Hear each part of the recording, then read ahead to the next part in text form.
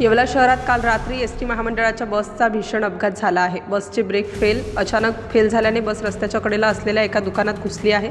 या अपघातात 2 नागरिक जखमी झाले असून त्यांना उपचारासाठी रुग्णालयात दाखल करण्यात आले आहे।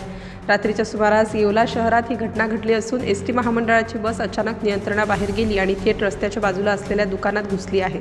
अपघाताचा मोठा आवाज झाल्याने परिसरात एकच खळबळ उडाली आहे। स्थानिक नागरिकांनी तात्काळ घटनास्थळी धाव घेत जखमींना मदत केली आहे।